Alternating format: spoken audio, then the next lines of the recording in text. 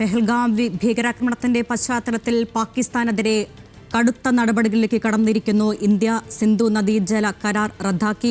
പാക് പൗരന്മാർക്ക് വിസ നൽകില്ല. എല്ലാ നയതന്ത്ര ബന്ധങ്ങളും ഇന്ത്യ പാകിസ്ഥാനുമായി വിച്ഛേദിക്കുകയാണ്. ഭീകരതയ്ക്ക് വഴങ്ങിയില്ല എന്ന ഉറച്ച നിലപാട്, ഭീകരതയോട് വിട്ടുവീഴ്ച ചെയ്യില്ല എന്ന് വിദേശകാര്യ സെക്രട്ടറി വിക്രം മിശ്രി വ്യക്തമാക്കിയിരിക്കുന്നു.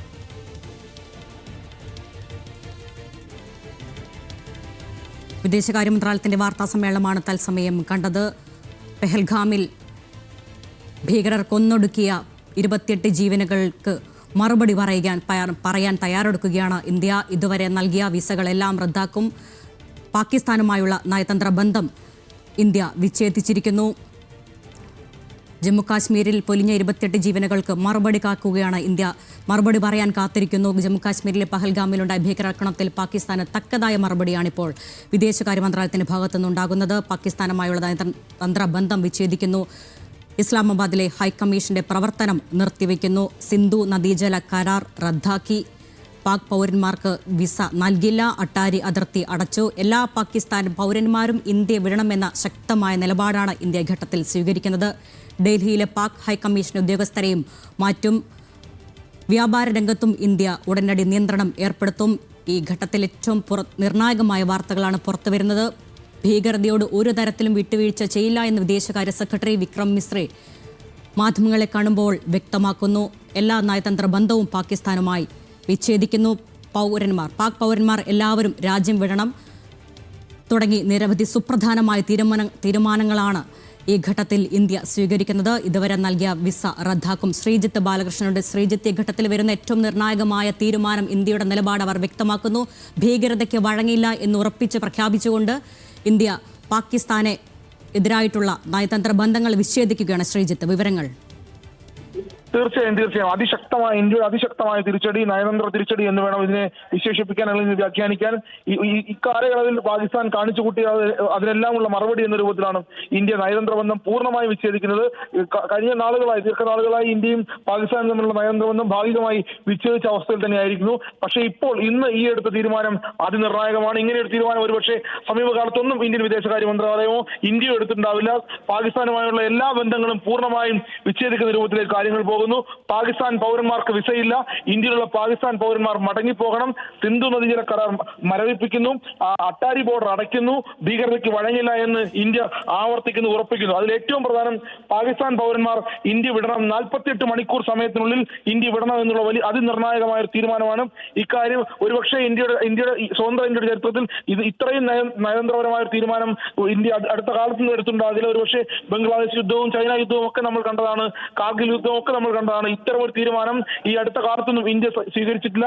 ഇന്ത്യ വിടണം. പാകിസ്ഥാനികൾക്ക് ഇന്ത്യ ഇനി വിസ നൽകില്ല. ഇന്ത്യ വിടണം. അട്ടാരി അതിർത്തി അടയ്ക്കുന്നു. പാകിസ്ഥാൻ പൗരന്മാരോട് ഇന്ത്യയിൽ നിന്ന് അടിയന്തരമായി മടങ്ങിപ്പോകാൻ പറയുന്നു. അവർക്ക് 48 മണിക്കൂർ മാത്രം സമയപരിധി നൽകുന്നു. അത് മാത്രമല്ല, പാകിസ്ഥാനിൽ നിന്ന് പ്രത്യേക വിസയിലാണ് പൗരന്മാർ ഇന്ത്യയിലേക്ക് എത്താറുള്ളത്. ആ ഒരു സാഹചര്യം കൂടി നമുക്കറിയാവുന്നതാണ്.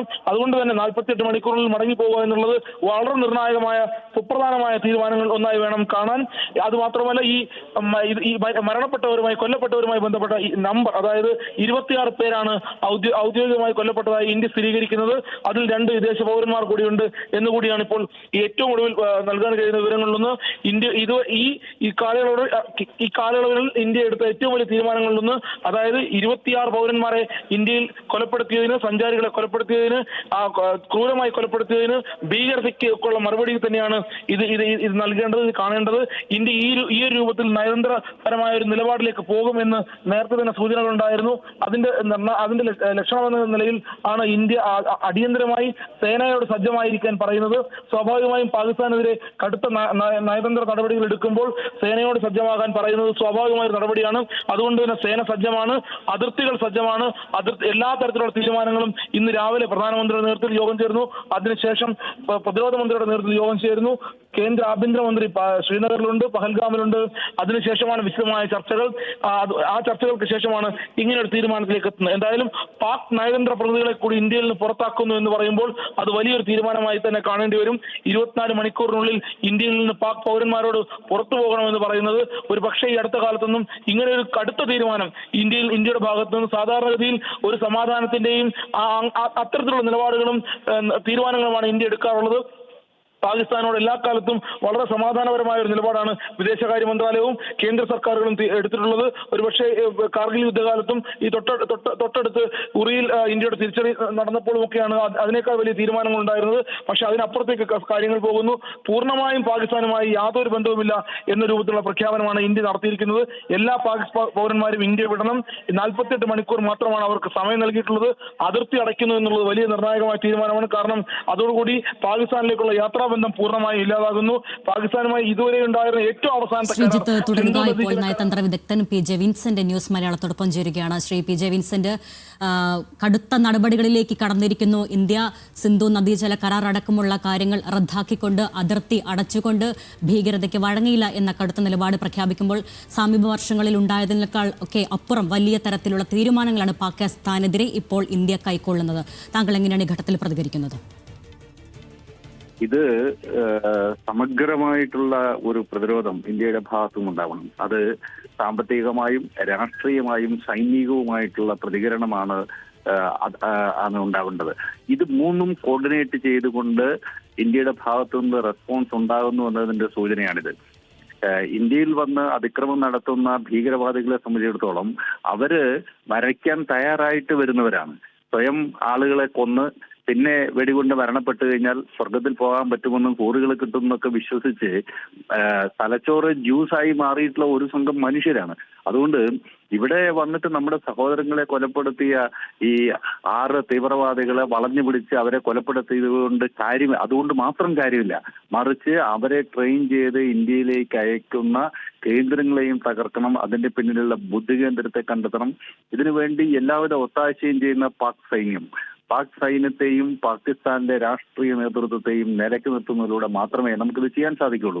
പലപ്പോഴും ഇത്തരം സന്ദർഭങ്ങളിൽ മിലിറ്ററി റെസ്പോൺസിന് അപ്പുറത്തേക്ക്, അതുപോലെ നയതന്ത്ര മേഖലയിൽ ചില നടപടികൾ നമ്മൾ എടുക്കുന്നതിനപ്പുറത്തേക്ക് പോവാറില്ല. പക്ഷെ ഇപ്പോൾ ഗവൺമെന്റ് നൽകിയിട്ടുള്ള ഇതിന്റെ ഒരു സൂചന പാകിസ്ഥാൻ പൗരന്മാരെല്ലാം ഇന്ത്യയിൽ നിന്ന് പോവുകയും പാകിസ്ഥാനുമായിട്ടുള്ള നയതന്ത്ര ബന്ധമടക്കം വിച്ഛേദിക്കുകയും ചെയ്തുകൊണ്ട് ശക്തമായ പ്രതികരണം ഒരു ഭാഗത്തുനിന്ന് വരുന്നു.